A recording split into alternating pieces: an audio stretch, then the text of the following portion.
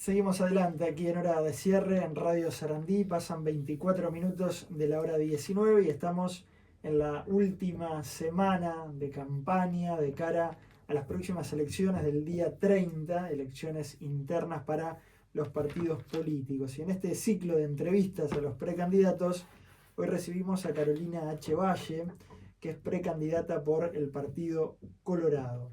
Carolina H. Valle nació en Montevideo en 1980, es abogada, política uruguaya. Entre el año 2020 y el 2022 se desempeñó como subsecretaria de Relaciones Exteriores. Carolina H. Valle, ¿cómo anda? ¿Cómo le va? Muy bien, muchas gracias por la invitación y saludos a toda la audiencia. ¿Cómo la lleva la campaña y en este tramo final? Bueno, este tramo final es muy intenso. A los que nos gusta la política también es muy lindo porque es el momento de definiciones, de repartir las listas, de adrenalina. Así que nosotros la llevamos bien, con la tranquilidad de haber dejado todo en la cancha, de haber hecho una campaña limpia en todo sentido, no solamente en cuanto a no poner carteles en la calle, que fue una decisión pensada y me parece que un ejemplo que habría que seguir, sino también de no agravios, de propuestas y más que nada de una cercanía muy grande con la gente. Así que estamos contentos con lo que hicimos y bueno, y los frutos se verán ahora el domingo. Decíamos que su segundo apellido es Valle. ¿Usted es familiar de Jorge Valle? ¿Del expresidente Jorge Valle? Sí, mi abuelo materno era primo hermano de Jorge Valle. Así que sí, soy familiar, era mi tío abuelo. Porque ese apellido en la historia política, no solo del Partido Colorado, sino del país, tiene su peso. ¿Cómo lo lleva? Y bueno, es un orgullo, ¿no? Por supuesto que tiene un peso enorme, no solamente porque hubo 4 presidentes de nuestra familia, sino también lo que digo es que ellos fueron 4 presidentes que fueron un ejemplo como presidentes. Cada uno en su tiempo, cada uno con sus características, pero todos con algo en común. Todos hicieron honor a la política, todos hicieron política con austeridad y con honestidad, más allá de las medidas que se tuvieron que tomar, que son también orgullo para el Uruguay y ejemplo de buena política. Así que en ese sentido es una responsabilidad muy grande. Yo siempre digo que siempre critico cuando se le endosan cosas negativas a alguien por sus antepasados, ejemplo Pedro Bordaberry, y en el mismo sentido tampoco se te endosan las cosas positivas, no por pertenecer a una familia o por tener un padre que fue bárbaro, tú también lo vas a hacer. Pero sí implica a cada uno tiene que hacer su camino y mostrar por sus propias acciones lo que es, ¿no? A uno lo tiene que jugar por sus acciones. Pero sin duda llevar este apellido es un orgullo y también es una responsabilidad de honrarlo, ¿no? Eso es lo que tratamos de hacer. ¿Y qué conversaciones recuerda de él a nivel político, ¿no? ¿Le llegó alguna vez a plantear esta idea de que pudiera ser candidata? No llegué a planteárselo. Tuve muchas conversaciones políticas en sus últimos años, porque yo fui una de las que cuando se le denunció ante la Comisión de Ética lo salí a defender más fuerte y planteé una moción para que eso no suceda. Y a partir de ese momento tuvimos un vínculo político muy cercano, de muchas charlas fraternas. Además era una persona muy accesible, igual te tenía 3 horas hablando y la verdad que lo visitaba mucho. Y después cuando él fue el que impulsó también a Ernesto Talvi, o sea, el último candidato colorado estuvo en donde estuvo porque Jorge Valle lo fue a buscar, lo convenció, lo llevó de la mano, le explicó y bueno, y largó y le ganó nada menos y nada más que a Sanguinetti, ¿no? Así que de alguna manera también esa interna la ganó un poquito desde el otro lado Jorge Valle. Ahora quizás empieza a haber una reivindicación en algunos aspectos de la figura de Jorge Valle, pero me imagino que fue duro. Usted sería niña, ¿no? O adolescente. Ni tanto. En la crisis del 2002 y cómo terminó también el Partido Colorado, que por más que tuvo mejores o peores elecciones, nunca pudo volver a ser el Partido Colorado de antes en lo electoral, ¿no? ¿Qué recuerda también de esa etapa? Sin duda fue un golpe enorme para el partido y me imagino que también obviamente para los que tuvieron que vivir y tomar decisiones en esos momentos. Mi madre estaba en su secretaría privada, siempre militó con él y bueno, eran tiempos intensos. Yo en ese momento era chica y a mí en lo personal no recuerdo que me haya no me recuerdo alguna consecuencia. Sí, eran tiempos difíciles para todos, ¿no? No solamente para los que estaban ahí, sino para todo el Uruguay. Y es cierto que el costo político, más allá de que sí se gobernaba en un momento, en una coalición, el costo político lo pagó entero el Partido Colorado. Y después el tiempo demostró, y con mucha honestidad intelectual también, quienes estaban como figuras de la oposición en su momento, como por ejemplo el exministro Danilo Astori, reconocieron que la salida del Uruguay fue una salida valiente, fue una salida necesaria, fue una buena salida, y fue lo que permitió que después el país despegara. Jorge Valle dejó al país despegando, se puso firme en que el Uruguay tenía que cumplir con sus obligaciones, honró nuestra historia y de alguna manera nos dejó en una posición para ser creíbles hacia el futuro. Lo que hizo fue enorme. Si él hubiese hecho lo que en su momento le planteaba parte del Frente Amplio o hasta el Fondo Monetario Internacional, muy distinto hubiese sido el futuro y hubiésemos terminado quizás con crisis como las que terminaban en la Argentina. Sin embargo, nosotros, gracias a justamente a lo que él generó, a esa credibilidad del Uruguay, pero que él también cultivó, y en ese momento fue que pudimos salir, que nos prestaron lo que nos prestaron, que cumplimos con nuestras obligaciones, y él se paró firme en eso, en cumplir con las obligaciones, en respetar los acuerdos, en algo tan simple, pero que a veces no es tan obvio para ciertos sectores de la política. Hay sectores identificados con, digamos, el legado de Valle, la lista 15 de Raúl Valle, hijo de Jorge, que apoyan a Gabriel Gurméndez. Usted mencionaba también la figura recién de Ernesto Talvi, que fundó ese sector Ciudadanos, que hoy de alguna manera lo representa Robert Silva en esa candidatura. ¿Por qué no siguió en alguna de esas líneas políticas o agrupamientos políticos y decidió lanzarse sola, digamos? En el caso de Ciudadanos, de Ernesto Talvi, creo que era el único jorgista de Ciudadanos. Una vez que dio paso al costado, ya Ciudadanos no tiene, o sea, no quedó con esa impronta que le puso Talvi, ¿no? Al irse él de la política, también como que sacó un poco esa alma que le había puesto y que enamoró a tanta gente. Y bueno, y en el caso de Gurméndez, no es por estar en contra de nada, pero sí me parece que se necesitaba esta opción nueva dentro del partido. Primero, no solamente por ser la primera mujer, pero tampoco es un dato menor, porque eso también marca un estilo, una renovación que se viene en el partido. El Partido Colorado nunca había tenido una mujer, ni siquiera en su fórmula, y habíamos sido y fuimos el partido de este país que levantó más alto la bandera de los derechos de la mujer. Entonces era un poco paradójico que justo seamos el único partido de los partidos tradicionales sin mujeres empujando por ese lugar. Y después porque me parece que vinimos a mostrar y venimos a dar una pelea por la buena política, lo hacemos desde un lugar donde no tenemos ataduras, donde no tenemos ningún compromiso, hacemos este sacrificio que es grande, por supuesto, es grande a nivel familiar, es grande a nivel personal y de todo el equipo que me está acompañando a pulmón, haciendo una patriada, porque realmente esto es un esfuerzo muy grande, como dije, pero que vale la pena porque creo que la política vale la pena, que hay que reivindicar la buena política, que hay que reivindicar el ser colorado, porque somos un partido enorme en la historia de este país y que hay que reivindicarlo con orgullo, pero también con fortaleza y con convicción hacia el futuro. Nosotros vamos a hacer un partido que le va a servir a la coalición en cuanto seamos un partido que se respete a sí mismo, que no pierda identidad y que conserve intactos esos principios que lo hicieron grande, que hicieron al Uruguay grande y que lo van a hacer grande hacia el futuro. ¿Y le está ocurriendo eso al Partido Colorado? ¿Ha quedado un poco atado el Partido Nacional? A ver, lo que dicen los números es que sí, es que nosotros, las encuestas nos daban un mejor porcentaje antes del 2019, antes de las elecciones de 2019, que ahora, habiendo pasado por una coalición y habiendo sido parte del gobierno. Yo creo en la coalición, creo que es una herramienta válida, pero también creo que el partido no puede perder identidad por pertenecer a una coalición, porque entiendo que esa identidad del partido, esa identidad que implica el centro en el Uruguay, esa cercanía con la gente que perdió lamentablemente el partido, tiene que estar muy presente, sobre todo porque si el Uruguay no tiene esas brechas marcadas, es justamente porque gobernó el Partido Colorado y el vallismo. y podemos sentirnos orgullosos de que eso no pasa en el Uruguay, porque representamos justamente ese centro, el Partido Colorado. ¿Y cuál es su ideología? Si pudiera definirla. Ha dado elementos, ¿no?, en estas respuestas, pero en esa vieja dialéctica izquierda-derecha. No, yo ya no me etiqueto con izquierda y derecha. Sí, soy liberal, creo en la libertad del individuo, pero no un liberalismo.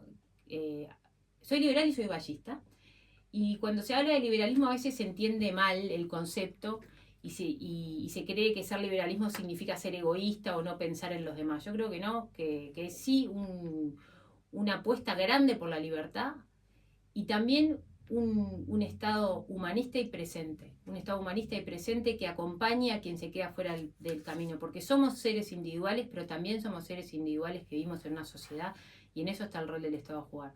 Ahora, en cuanto al vallismo, también hay un error de concepto que mucha gente repite, como que el vallismo, muchas veces se dice que el vallismo implica o un Estado grande, pesado y un poco más que, no sé, enorme.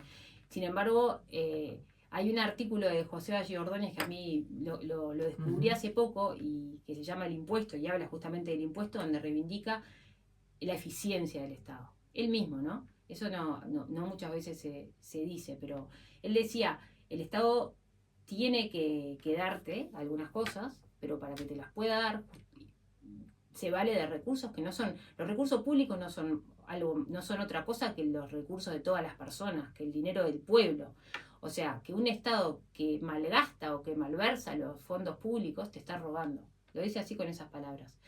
Entonces, Estado presente y humanista, pero Estado eficiente, porque si no es eficiente, mal va a poder ser, va a poder cumplir con ese rol social que tiene. Y hoy no tenemos un Estado eficiente. Por lo tanto, en ese sentido, y yo entiendo que es una medida ballista, lo que nosotros proponemos es una gran reforma del Estado como primera medida para poder cumplir con todo lo demás en el gobierno que viene. Un Estado que empieza a ser eficiente, que pueda dejar de financiarse solamente con deuda de impuestos y que empiece a generar recursos genuinos que pueden salir también de mirarse a sí mismo y que pueden salir, no, que tienen que salir de mirarse a sí mismo y exigirse a sí mismo. ¿Por dónde empezaría esa reforma? Y yo empezaría por no cubrir todas las vacantes que se generan de funcionarios públicos año a año. Nosotros en 2000, cuando Jorge Valle había empezado a recorrer ese camino que se desandó en los gobiernos de Jorge Valle, del Frente Amplio. Cuando Jorge Valle deja el gobierno en 2004, habían 220.000 funcionarios públicos. El Frente Amplio le deja el gobierno a la coalición con más de 300.000. Y el último censo lo que nos dice es que la población no aumentó en estos tantos años. Y otro dato de la realidad es que las tecnologías han avanzado muchísimo. Entonces, y hay otro dato que es interesante, que en el 2016, cuando se discutía el IRPF, el Danilo Astori, cuando era ministro de Economía, dijo, no son textuales porque capaz que me equivoco en algún término, pero lo que dijo fue, tenemos un exceso de funcionarios públicos que hay que combatir para bajar el costo del Estado. O sea, lo reconocía el propio Danilo Astori. José Mujica habló de una reforma del Estado necesaria, también en ese sentido Astori se pronunció en ese sentido, y es una reforma que quedó postergada. En este gobierno se hicieron reformas que eran necesarias, o por lo menos se empezó a caminar por ahí, en la reforma de la educación, que también todo el espectro político reconocía que era necesaria, la reforma de la seguridad social, que también todo el espectro político decía que iba a colapsar, y sin embargo nadie se animó a asumir ese costo político. Pero lo que falta es esa reforma del Estado. Todos los años se generan 5% de vacantes, que son 15.000 vacantes por año, 75.000 en un periodo de gobierno, y eso permitiría, obviamente que hay algunas vacantes que hay que llenar, y también obviamente, porque soy ballista, no necesitaría decirlo, pero lo digo, no estamos hablando de sacar ningún funcionario público ni tocar derechos adquiridos. Sí, para adelante, decir, que no sea el barrer, sino que se piense quirúrgicamente en qué se necesita y qué no se necesita. También está la redistribución de un lado a otro del Estado, que fue una reforma que dejó planteada Conrado Ramos, pero sin embargo no se ha puesto en marcha y la dejó planteada para un próximo periodo que yo creo que tienen que ir de la mano una cosa con la otra. Vamos a volver a más propuestas. Respecto a la interna, ¿cómo la está viendo? Aparece allí un poco despegado en las encuestas Andrés Ojeda. Después siguen obviamente que los demás candidatos. ¿Cómo está viviendo la interna partidaria?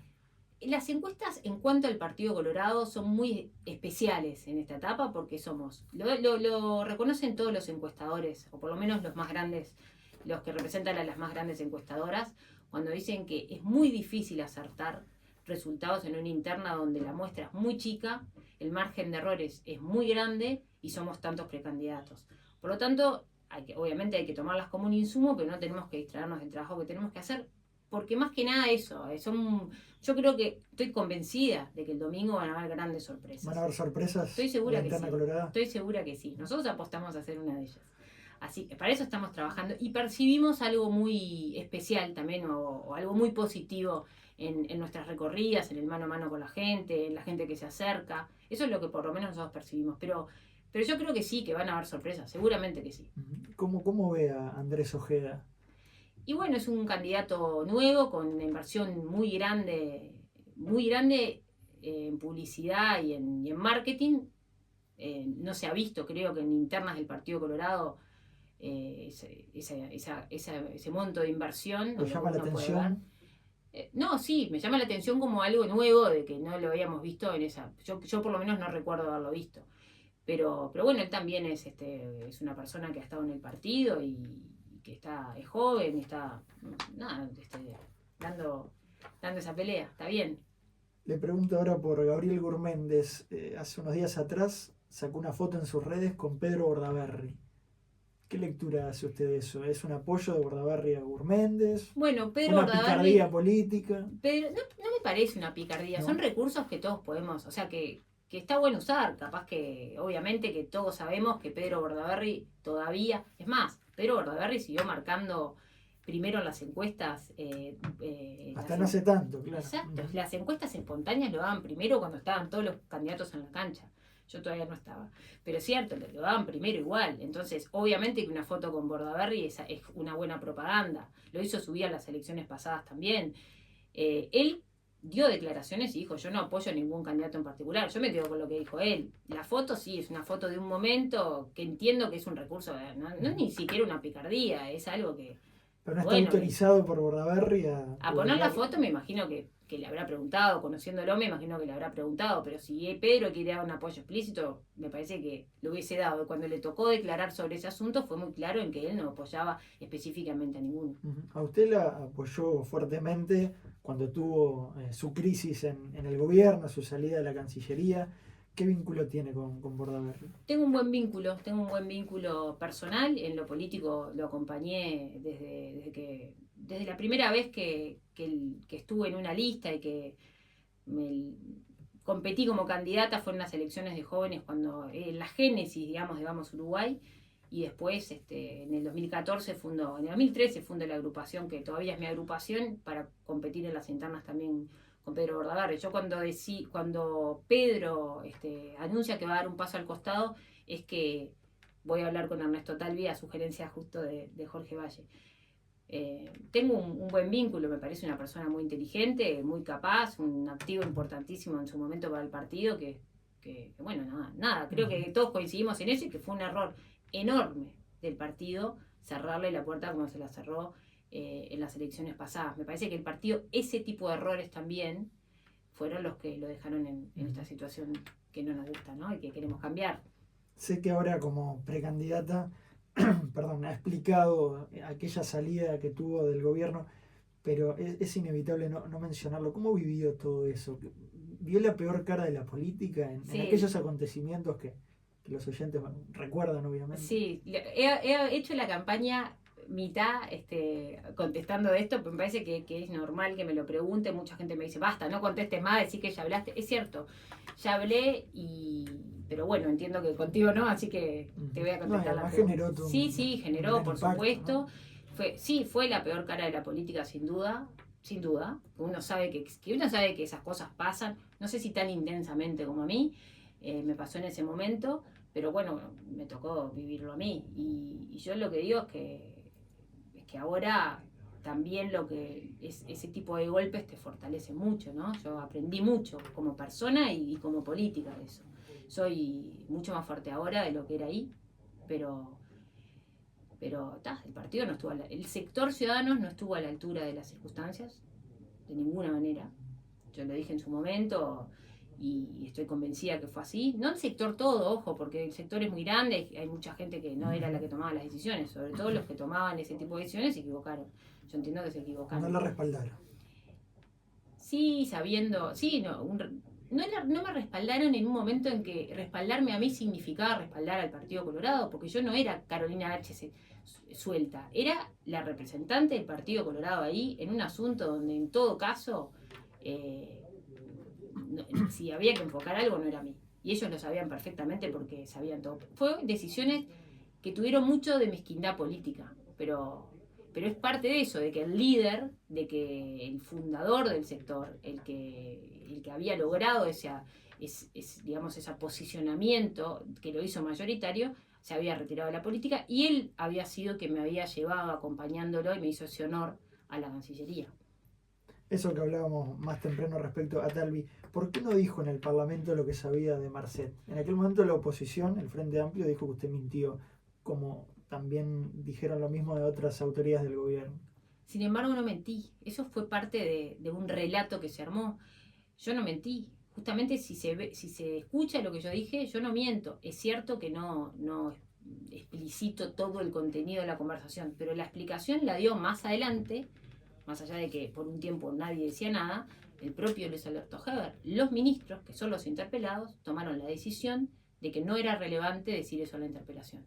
Por lo tanto, cuando el ministro Heber me pasa la palabra de manera imprevista, yo no lo digo justamente porque fue lo que los ministros habían decidido hacer. Lo dijo el propio Luis Alberto Heber.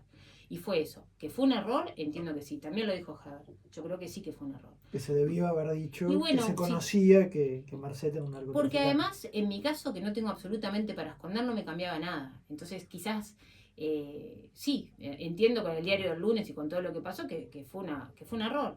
Pero yo no mentí en el Parlamento. No fui yo la que mentí. Pero, digamos, acató lo que se había acordado con... Que no era mentir, que era justamente eso no mencionarlo. Pero bueno, sí, tampoco hay otra cosa que hay que tener en cuenta. Y se creo ocultó, que se puede decir. no, porque también la irrelevancia va de la mano de que la interpelación era sobre el otorgamiento de un pasaporte y los mensajes no tenían nada que ver con el pasaporte. Va por ahí también. Pero bueno, yo creo que ya se ha sido suficientemente discutido. En aquella reunión en el piso 11 también, tan mencionada, ¿se sabe todo lo que pasó? O sea, aquello del presidente que pasó a saludar, ¿qué fue lo que ocurrió? Esas son declaraciones del presidente, no fueron mías. Por lo tanto, me parece que es él el que tendría que responder. En mi caso, yo fui muy respetuosa del trabajo de la Fiscalía y declaré en el momento en que me llamaron a declarar y sostengo y mantengo todo lo que dije en Fiscalía. Y como es una cosa que está abierta, me parece que no corresponde. Pero es real que no estuvo en esa reunión él lo que dijo, presente, él mismo dijo que había estado cuando dio su declaración. Yo no voy a hacer ninguna aclaración en la prensa porque me parece que no corresponde. En todo caso, si tuviese que hacer alguna, la haría en los ámbitos correspondientes. ¿Volvió a hablar con el presidente después de aquella vez? No volví a hablar. ¿Cree que hay cosas para hablar o es un capítulo cerrado? Bueno, el presidente, yo la relación que tenía con el presidente era una relación de trabajo cuando yo era subsecretaria. No tenía una relación previa y tampoco la tuve después, o sea que iba por ahí, tuve la relación que tenía que tener por el rol que cumplía. Respecto a la suspicacia que quedó, ¿no?, con el tema Marcet, ¿fue un error, como usted menciona? Porque mucha gente dice, bueno, pero acá tiene que haber algo más. ¿Por qué cayeron como 4 ministros? Se armó toda una situación para intentar tapar un mensaje que... Yo puedo hablar por mí. Pero me entiende por dónde va la entiendo, la pero pregunta yo hablo por mí. Y en mi caso, lo que puedo decir es que hubo un relato que se armó para que todas las posibles culpas o que había que poner por la opinión pública o por lo que sea, fueran a mí. Y como pasa lamentablemente muchas veces en política, el relato y los hechos no coinciden, o se arman relatos que se contraponen a los hechos. Después de los demás hay una investigación abierta y será el fiscal el que investigue. Yo soy la más interesada, créame, de que se investigue hasta el fondo, que si tiene que encontrarse algo, se encuentre. Y soy la más interesada porque de mí no van a encontrar nada, porque no sé absolutamente nada ilegal ni incorrecto, ni ahí ni en ningún momento. Hay una cosa que es, creo que es evidente y que cualquier oyente puede entender. Cuando tú te vas a sacar el pasaporte, te lo sacás en el Ministerio del Interior, no en la Cancillería. Que el que autoriza el pasaporte es el Ministerio del Interior. Eso es así y sigue siendo así. Ahora, el relato que se armó para poner el foco en Cancillería y que le vendieron un poco a la prensa y que se repitió como loros en todos lados, fue un relato que no era así. Así que, pero creo que las cosas van quedando claras, se va aclarando las cosas. ¿Qué pasó con Graciela Bianchi? Usted la invitó a debatir, ella dice que tiene unos mensajes que va a mostrar, referido también a todos estos temas, después borró el tweet. ¿Qué nos puede decir de eso? No hay mucho para decir en el sentido que la senadora hace insinuaciones de que va a mostrar pruebas o que... De un chat con usted. No sé, es que no sé ni de qué está hablando, realmente. Pero me dice, no juegues con fuego, o sea, me amenaza públicamente la senadora. Una senadora Tengo de la chats República. con Carolina, dice, por toda esta temática que jamás voy a mostrar. Eso lo dijo lo dijo aquí en Radio Sarandí. Y después en un momento sí. Si un fiscal me pide que vaya a declarar y quiere mi celular, lo destruyo. No sabe de qué está hablando, digamos, de cuáles son esos mensajes. Yo lo que digo es que si tiene algo para mostrar, lo muestre. Que no, eso es lo que le digo. Ella amenaza públicamente, ataca públicamente una senadora del Partido Nacional, a una precandidata del Partido Colorado. Creo que nosotros somos socios en la coalición, ¿no? Y me parece que esas cosas le hacen daño.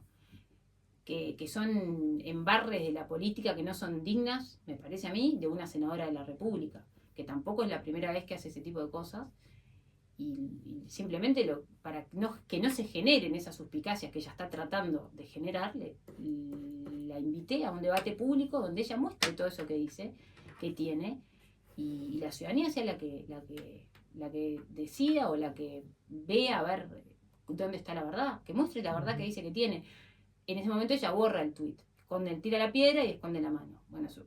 De vuelta, me parece que esas prácticas le hacen mal a la coalición, le hacen mal a la política. Le hacen mal a la política. Usted quiere ser precandidata para el Partido Colorado, ¿y cómo va a manejar esa comunicación con un socio, en este caso, que es vital? En este caso estoy hablando de un partido, de un ataque personal de una senadora que está acostumbrada a hacer ese tipo de ataques. Los hace también a periodistas, y ahí hago un paréntesis porque también yo he dicho mucho lo que está bien, lo que está mal, y pararnos firmes en los principios del partido. El Partido Colorado es el partido de la libertad, es el partido también de la libertad de prensa. Nosotros tuvimos un presidente que fundó el Partido Colorado, que fue Fructuoso Rivera, que en su segundo gobierno decretó que ni él ni sus ministros en el año, o sea, en el 1800, que ni él ni sus ministros que renunciaban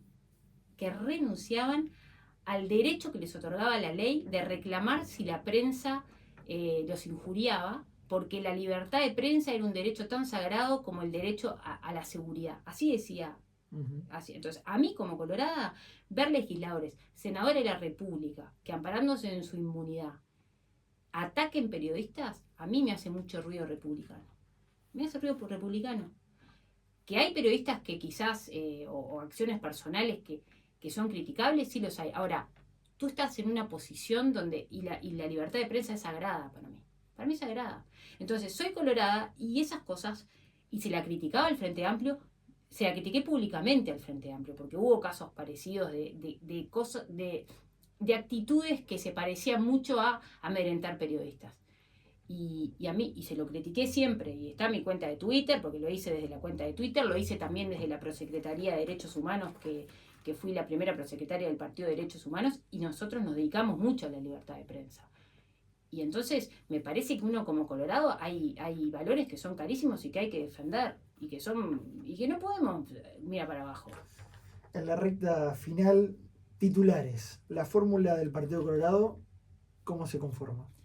La fórmula del Partido Colorado se conforma con siendo mano el candidato, el quien resulte electo candidato, y no hay reglas escritas de cómo se forma. Hemos tenido de todo, hemos tenido, cuando le tocó ganar a Pedro Bordaberry en la primera vez fue Hugo de León, que ni siquiera había competido en la interna. La segunda vez fue un integrante de su propio sector, Germán Coutinho. En las elecciones pasadas fue también un integrante del sector Ciudadanos, y en esta veremos qué pasa. Somos varios, va a haber que formar consensos.